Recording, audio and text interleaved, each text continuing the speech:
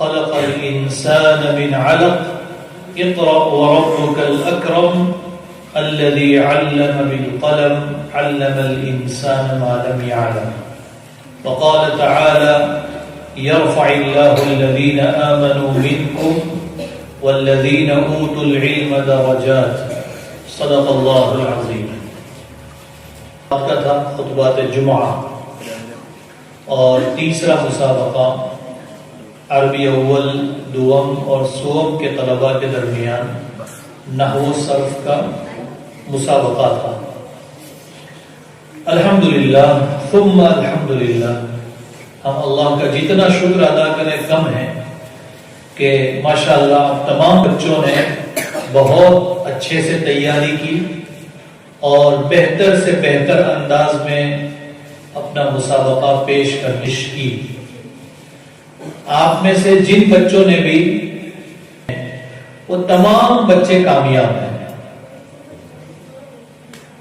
کوئی بچہ اس میں سے نہ. اتنے سارے بچے تو اللہ کا شکر ادا کریں. آپ لوگ بھی اللہ کا شکر ادا کریں کہ ایک مسابقے کے عنوان سے آپ محنت پہ لگے ہوئے تھے. تو آج کے بعد وہ محنت ختم نہیں ہونی چاہیے اور آگے بڑھنا چاہیے آدمی نے. سب سے پہلی چیز جو ہے وہ اذان و اقامت ہے. اس تام مکمل کامل دعوت کے رب اذان کو کیا کہا گیا؟ کامل دعوت. اذان میں صرف ایمان والوں کے لیے دعوت نہیں ہے، یہ جتنے لوگوں کے کان میں پڑتی ہیں سب کے لیے دعوت ہے. اذان کی فضیلت یہ ہے جہاں جہاں تک جاتی ہے، جس درخت کے پتے تک کو آواز جاتی ہے. اطول الناس اعناقا یوم القیامہ. قیامت کے دن سب سے اونچی گردن والے مؤذن ہوں گے. اونچی گردن والے ہونے کا یہ مطلب نہیں ہے کہ چھوٹا سا آدمی ہے اور لمبی گردن ہے، یہ مطلب نہیں ہے. وہ تو پھر کیسا دکھے گا آدمی؟ بد شکل دکھے گا. لمبی گردن والا ہونے کا مطلب یہ ہے کہ لاکھوں کا مجمع ہوگا قیامت کے دن، لیکن جو مؤذن ہوں گے وہ سب سے اوپر نظر آئیں گے. جس کا نمبر آیا وہ خصوصی انعام لے کے چلا گیا، جس کا کبھی نمبر نہیں آیا تو وہ عمومی انعام لے کے. نہیں، مقصد یہ نہیں ہے. مقصد یہ ہے کہ آپ نے یہاں اذان سیکھ لی. ایک اذان آپ اپنے اپنے گاؤں کے مسجدوں میں جا کر دیں گے. ارے دیں گے، تب جا کر اس مسابقے کا مقصد حاصل ہوگا. یہاں تو ماشاءاللہ اذانیں بہت شاندار، اور جب گھر چلے گئے تو پتا چلا کہ اذان تو کیا نماز ہو گئی تو بھی یہ مسجد میں نہیں دی. تاکہ میں تو مدرسے چلا جاؤں گا لیکن آپ پورا سال اذان دیتے ہیں. آپ صحیح اذان دیں گے تو انشاءاللہ اس کا بڑا فائدہ ہوگا. تو اذان ایسی چیز ہے کہ وہ صحیح. آپ کو اس کے مختلف مراحل بتائے، وہ تو ہمیں وہ اذان دینا ہے جو قاری صاحب نے اذان دے کر دکھایا. اور کہا جائے گا کہ حجاز والی تو پھر وہ مکے والی جو آج دی تھی وہ والی دیجیے. بات سمجھ رہے ہیں؟ تو مدرسے میں ایک ترقی کرنی چاہیے، سیکھنا چاہیے. 1 2 3 مطمئن ہو کے بیٹھ گیا اس کے اوپر. تو جیسے خطبے میں نہیں چلانا چاہیے، زور سے چیخنا نہیں چاہیے، ویسے اذان میں بھی قرآن کی تلاوت میں بھی چیخنا نہیں چاہیے. اپنی فطری آواز، ہلکی آواز سے اذان شروع کرنی چاہیے. اور اسی قاری صاحب نے بھی اس لہجے میں اذان دے کر بتایا جس میں آپ نے، لیکن ادائیگی کا فرق ہے. ادائیگی کا تو ادائیگی پر توجہ دیں. ہر حرف صحیح نکلنا چاہیے. اور انسان کیوں سکتا ہے؟ یہ سکتا اس لیے ہے تاکہ حمزہ مضبوطی سے ادا ہو. یہ سکتا اسی لیے ہے.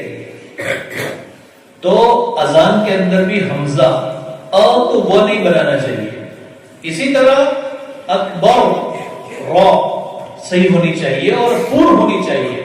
بعض بچے اکبر پڑھتے ہیں تو ر باریک نہیں ہے. را کیسے ہونی چاہیے؟ پور ہونی چاہیے. اسی طرح حی علی الصلاح اور حی علی الفلاح، اس میں بھی غلطی اور گڑبڑ ہو جاتی ہے. صلاح اس میں چھوٹی ہاں ہے، حی علی الصلاح، اور فلاح میں ہے. سمجھ رہے ہیں؟ تو حی علی الفلاح والی ہا کو بھی ہم کیا پڑھتے ہیں بسا اوقات فلاح یا فلاح نہ ہا نہ ہا، بس فلاح ختم ہو جاتا ہے. دیکھیے وہ یہ ہے کہ حی علی الصلاح پر داہنی طرف اب قاری صاحب لوگوں نے سب آسان کر دیا ہے. یہ جب ترتیل پڑھتے ہیں تو یہ لوگ بھی تو ادھر سے پڑھتے ہیں ادھر سے پڑھتے ہیں، لیکن مائنڈ چھوٹتا نہیں ہے. ٹھیک ہے بات؟ ارے بات سمجھ رہے ہیں آپ لوگ؟ تو ان چیزوں پر عمل کریں گے انشاءاللہ. ٹھیک ہے، تو ایک تو إيلاف قريش إيلافهم رحلة الشتاء والصيف فليعبدوا رب هذا البيت الذي أطعمهم من جوع وآمنهم من خوف. کھینچتے ہیں وہاں پر ما کھینچتے ہیں سنوں میں بھی کھینچتے ہیں. الصلاة خير من النوم. اس لیے میں آپ کی تعریف کر رہا ہوں کہ میں چونکہ ادھر ادھر گھومتے رہتا ہوں، یہی کام ہے ہمارا. تو جب کہیں کسی مسجد میں جمعہ پڑھنے کا اتفاق ہوتا ہے مولانا، تو اکثر دیکھا جاتا ہے، اکثر یعنی 99% کہ حافظ صاحب ہوتے ہیں بیچارے، وہ پورے عالم ہوتے نہیں، اکثر حافظ جی ہوتے ہیں. وہ خطبہ لے کے ایسے کھڑے ہو جاتے ہیں اور اسی میں سے دیکھ کر پڑھتے ہیں. نہ اس کو خود سمجھ میں آ رہا ہے کچھ، نہ سامنے والے سمجھ رہے ہیں. اس کو یہ بھی نہیں سمجھ میں آ رہا بیچارے کو کہ کہاں ٹھہرنا ہے، کہاں سے شروع کرنا ہے. آپ لوگوں نے کسی نے بھی وقف اور ابتدا، ٹھہرنا کہاں ہے، شروع کہاں سے کرنا ہے، اس کی کوئی غلطی نہیں کی ماشاءاللہ. کتاب ہے کیا؟ اب بعض جگہ ایسا ہوتا ہے کہ کتاب ہوتی نہیں ہے. اب بیچارہ تیار تو ہو گیا خطبہ دینے کے لیے، لیکن بغیر کتاب کے کیسے دے گا، پھر بیٹھ جاتا ہے. تو 2-3 خطبے زبانی یاد ہونے چاہیے. بات سمجھ رہے ہیں؟ ہاں. اور صرف حافظ بن کے نہ چھوڑے، عالم بنے. ماشاءاللہ ابھی سوم تک کے بچے ہیں تو حفظ سے بچے عالمیت میں جائیں تاکہ کہا جا رہا ہے وہ سمجھے. خود بھائی اللہ کے رسول صلی اللہ علیہ وسلم کے زمانے میں اور عرب لوگوں کے یہاں آج بھی یہی خطبہ اصل قربانی لگے گی، لیکن آپ کی پوری زندگی سنور جائے گی.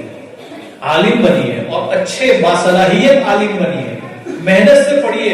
آج امت کو اچھے علماء کی ضرورت ہے، اچھے علماء کی ضرورت ہے. تو انشاءاللہ اچھے عالم بنیے، باصلاحیت بنیے. اذان بھی خود دیجیے، اذان دینے میں کوئی ممانعت نہیں ہے. رسول صلی اللہ علیہ وسلم نے تو اذان اس لیے نہیں دی کہ آپ امام المسلمین تھے، امام المرسلین تھے. آپ نے وہ کام صحابہ کے سونپے. اسی طرح اور بھی 1-2 خطبات ہیں میں آپ کو دے دوں گا، تو وہ خطبات یاد کر رہے ہیں. انشاءاللہ وہ خطبات ایسے ہیں کہ یہ زندگی میں کہیں بھی کھڑے ہو جائیں. انہوں نے ہماری ذمہ داری لی تو انہوں نے کہا میری دعائیں تو یاد ہو چکی ہیں، خود بھی یاد کرو.